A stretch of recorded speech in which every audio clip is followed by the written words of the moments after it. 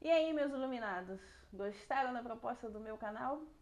Pois é, a partir de agora a gente vai entrar nessa jornada aqui falando sobre livros.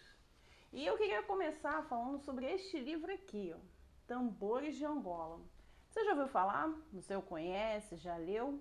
Se não conhece, não leu, não perca. Vale muito a pena estudá-lo. Porque se você está em busca de uma espiritualidade que te mostre como eles trabalham, como eles funcionam, principalmente quem é ligado à linha de Umbanda, esse livro é perfeito. Eu vou tratar aqui um capítulo por vez, mas não como estudo e contando todo sobre ele. Eu vou atiçar vocês, vou trazer curiosidade sobre o que cada capítulo retrata. E assim a gente vai poder ver o dia a dia nosso totalmente igual àquilo que está aqui na história. Porque ele conta algo que nos acontece a qualquer um. Você já teve a sensação de que seus pensamentos não eram seus? Aquela sensação de que, puxa vida, eu estou pensando coisas, mas isso não parece que sou eu que estou pensando. Ou então você vai a algum lugar e falam na sua cabeça bem nitidamente, não fica aí não, ou sai daí, não vai não. Aí você fica, eu acho que eu não vou ficar aqui porque isso não sei, tem alguma coisa diferente. É isso aí. É os nossos pensamentos sendo influenciados por outros pensamentos. Nós somos energia, como todos já sabemos. Somos feitos à base de um material chamado átomo. Esse átomo, composto de vários outros átomos, transforma-se numa energia. E essas energias é o que nos baseia os nossos pensamentos. Por isso que quando nós pensamos, atraímos para nós aquilo que nos é conveniente aos nossos próprios pensamentos. Se eu penso coisas boas, eu atraio coisas boas. Agora, se eu penso em coisas ruins, lógico que eu vou atrair coisas ruins. A mesma coisa se dá com a sintonia. Quando eu estou pensando coisas ruins, vou atrair aqueles que pensam coisas iguais a mim. Quantos de vocês já tiveram pessoas próximas a vocês que você percebeu, nossa, que pensamento estranho, a pessoa não está falando assim coisas muito legais, não bate com meus pensamentos, e você se afasta daquela pessoa. Ou então você chega perto de uma pessoa que ela tem palavras tão doces, tão agradáveis, que você fala, puxa vida, adorei conversar com essa pessoa, quero mais falar com ela mais vezes. É assim que acontece conosco, com nossos pensamentos, sentimentos, nossas emoções em geral. E aí existe um processo, lá no livro dos médiuns, né, que fala sobre a fascinação. E esse primeiro capítulo do livro trata exatamente sobre isso, sobre a influência dos espíritos em nossos pensamentos, sobre como eles atuam através daquilo que pensamos, como nós o atraímos. O primeiro capítulo já conta de início a história de Erasmino.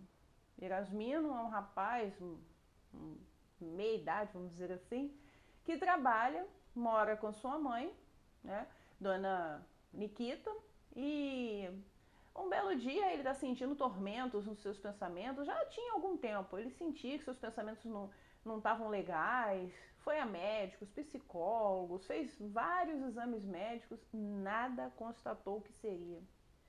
Até que ele foi um belo dia sair com os amigos e os amigos o incentivou, olha, vai procurar alguma diversão para que você possa distrair a cabeça. E aí naquele desvario, né, sexual, aquela coisa, ele complicou mais ainda a situação dele. Então veja, ele atraiu mais ainda irmãos para o seu lado que não queriam o bem dele. É aí que entra aquela questão lá do Livro dos Espíritos, né, 459, que fala: influenciam os espíritos o seu pensamento? E a resposta é: muito mais do que vos imagineis. Então vejam bem, a gente tem que saber o que a gente pensa, tem que saber nossas atitudes, nossos sentimentos, porque estamos o tempo todo sendo influenciados. E nem sempre os nossos pensamentos, quando pensamos ser nossos, realmente é. E aí a gente faz algo no ato da emoção, da raiva, do ódio, seja lá qual for, acreditando ser nosso, quando na verdade está sendo influenciado por alguém.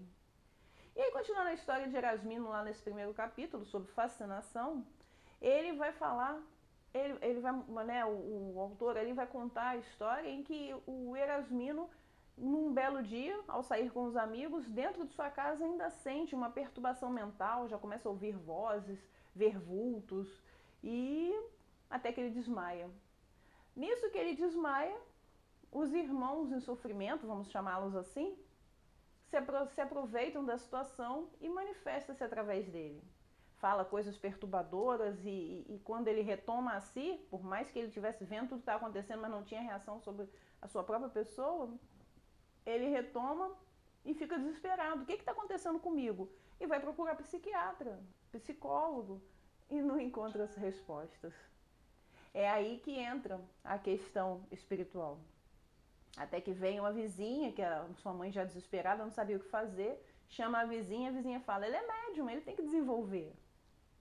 E nesse mês de setembro que está terminando, hoje, inclusive, né, dia de São Cosme e São Damião, a gente tem que lembrar que nós estamos sempre com os irmãos tentando perturbar nossas mentes. Todo problema mental, eu pelo menos cheguei a essa conclusão de que todo problema mental não começa na matéria, começa no pensamento, por isso que o problema é mental, óbvio. Mas só que o que eu quero dizer é que não há somente um problema orgânico, um problema mental daquela pessoa. Há influências espirituais. Por isso que a maioria das pessoas que são internadas, estão com transtornos psicológicos, nós que estamos aí ainda no processo do Setembro Amarelo, falando de ansiedade, depressão e outras coisas mais, né, todos sabem, veem que os transtornos estão relativos à espiritualidade. Todos poderiam estar trabalhando mediunicamente, porque é um chamado de Deus, não temos como fugir dele. É um chamado de Deus. As pessoas deveriam acordar para isso e entender que elas têm processos do seu passado, processos dos seus problemas anteriores, como diz no Evangelho, as causas anteriores das aflições. É isso que traz os problemas psicológicos. Então, se todos começassem a trabalhar mediunicamente, iria suavizar. Eu não vou dizer melhorar 100%, porque se já atingiu o organismo físico, agora a questão é cuidar para amenizar isso, para que as coisas não fiquem mais acentuadas e possa ter uma vida normal como toda e qualquer pessoa. E você, gostou um pouco desse primeiro capítulo da história do nosso livro Tambores de Angola? Essa capa aqui é antiguinha, né? Tem uma capa mais nova, vou colocar aqui na tela para vocês verem. E se vocês encontrarem na internet ou quiserem encomendar, comprem e vocês vão ver que o livro vale a pena ser lido. Eu vou trazer um pouquinho de cada capítulo, né? Nosso próximo capítulo é o segundo, onde a dona Nikita vai procurar uma tenda umbandista, porque ela tentou ir na igreja católica e não se resolveu, o padre não conseguiu resolver, nenhum outro local ali que não entenda sobre as questões religiosas mediúnicas não conseguiu resolver o caso de Erasmino. E aí a gente vai partir agora para o segundo capítulo num próximo vídeo e eu espero que vocês possam continuar nessa jornada aqui comigo e a gente conhecer melhor esse livro e conhecer também os trabalhos da Umbanda, que vale tanto a pena, que é uma religião linda, maravilhosa, quando praticada no bem. Um beijo para vocês e uma semana de muita luz no seu caminho.